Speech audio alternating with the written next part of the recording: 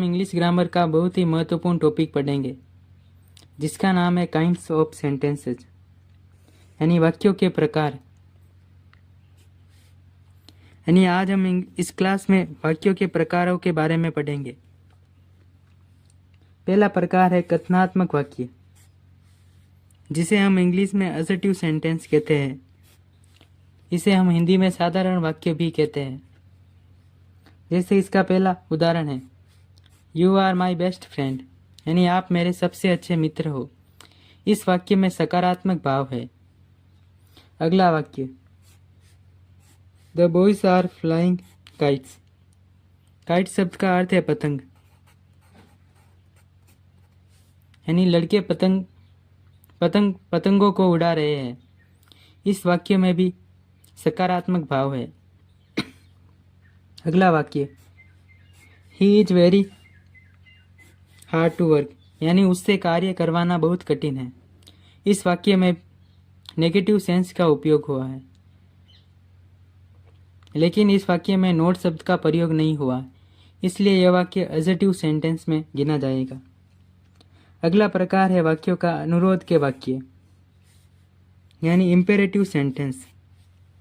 Imperative sentence वे होते हैं जिनमें आदेश का भाव होता है या फिर प्रार्थना का भाव होता है। जैसे इसका पहला उदाहरण देखते हैं, प्लीज गिव मी, कृपया मुझे दीजिए। इस वाक्य में प्लीज शब्द का उपयोग हुआ है, इसलिए यह वाक्य अनुरोध का वाक्य है। अगला वाक्य, फॉलो मी, यानी मेरा पीछा करो या फिर मेरा अनुसरण करो। इस वाक्य में ऑर्डर फॉर्म है, यानी आदेश का भाव है इस वाक्य में। अगला वाक्य, हैव फेथ इन योरसेल्फ, यानी अपने आप में विश्वास रखो। यह वाक्य अनुरोध का वाक्य है या फिर ऑर्डर फॉर्म में भी है।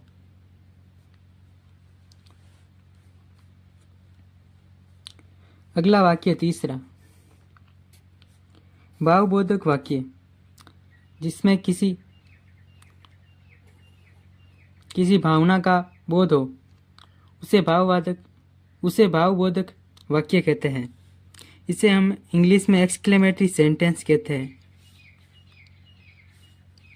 इनकी पहचान के लिए एक चिन्ह इस्तेमाल किया जाता है, ये वाला, यानी यह चिन्ह एक्सक्लेमेटरी सेंटेंस का है। इसका उपयोग एक्सक्लेमेटरी सेंटेंस में किया जाता है। जैसे इसका पहला उदाहरण है, may you go to hell, यानी आप नरक में जाए। इस वाक्य में एक्सक्लेमेटरी चिन्ह का प्रयोग हुआ है। अगला वाक्य, मे यू लिव लॉन्ग, यानी आपकी लंबी उम्र हो।